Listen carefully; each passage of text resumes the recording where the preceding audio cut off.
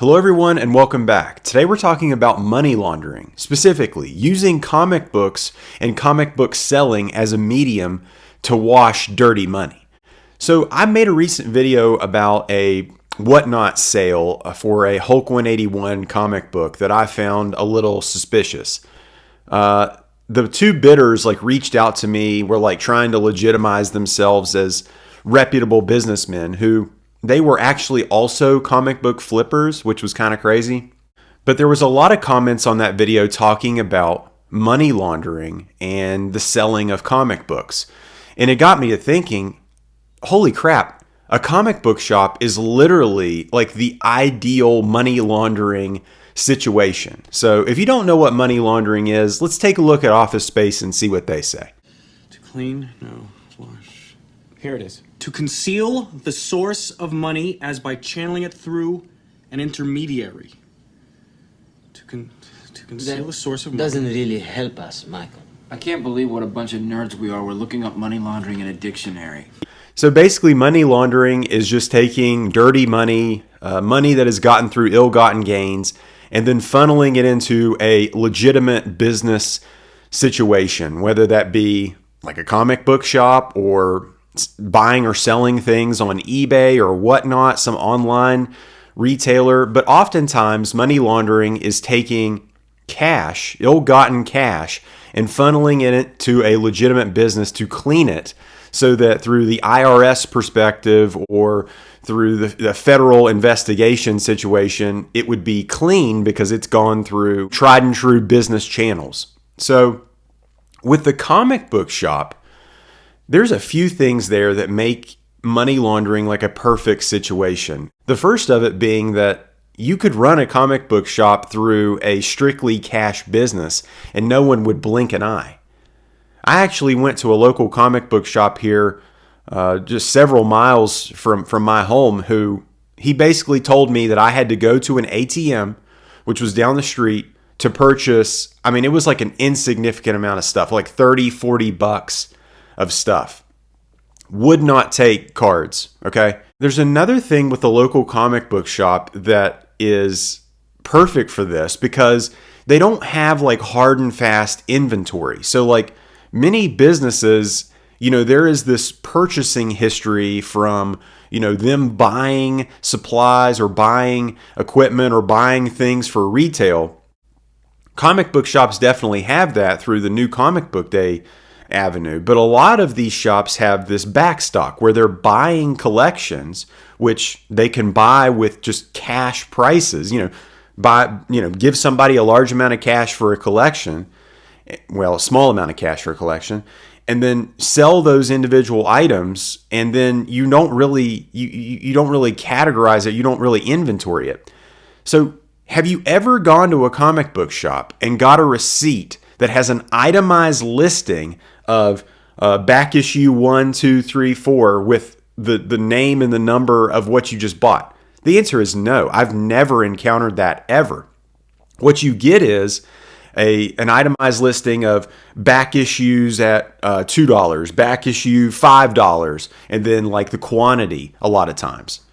So for a money laundering situation, this is ideal.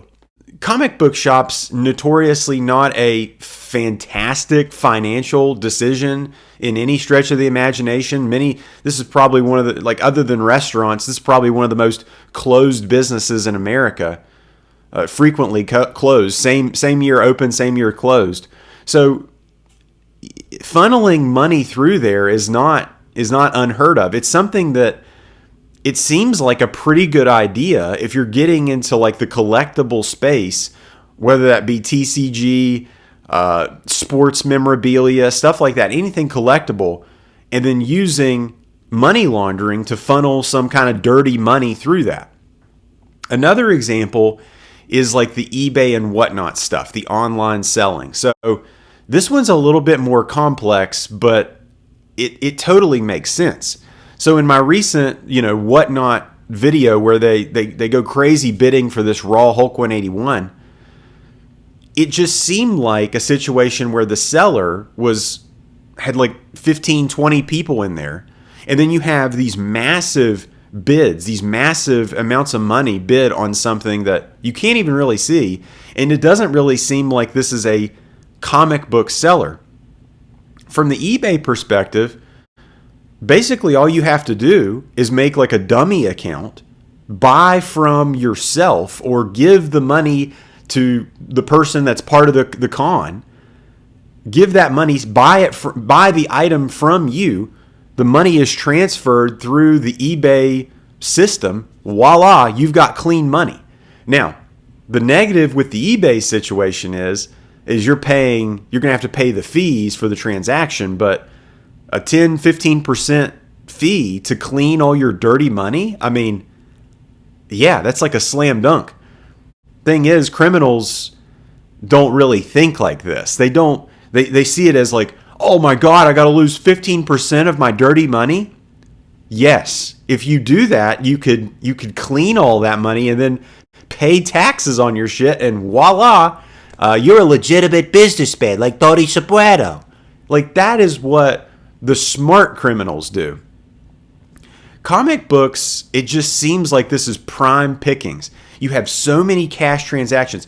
Think about all the dealers at these Comic Cons that have all this large amount of inventory that they have probably largely bought with cash money, and then are selling these items for cash money. Not only are you, a lot of this, and talking about washing it clean and paying your taxes, a lot of them don't even, a lot of this stuff is not even, they're not even taxing it. One of the biggest Instagram sellers, where they only deal in PayPal friends and family transactions. So basically they're a consignment account. When I'm going through them, I am dealing with the owner of the book. Then I am giving that person a PayPal friends and family payment. Okay, so it's $800. They're getting $800 cash, transaction, transfer, no protection on the buyer's end. They're just getting the commission. They're just getting the money straight up from who knows if that transfer, more than likely that transfer is not friends and family.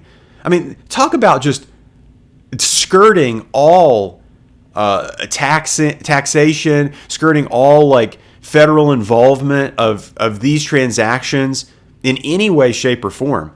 I mean, this is a story. This is what comic books and comic book selling is all about. So many of these huge transactions you see, they just don't make any sense. Like, just look at eBay recently sold books.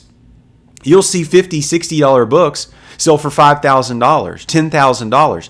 Look at all the scam that went through with all the Mark Jewelers variant on that Spider-Man, that ASM book.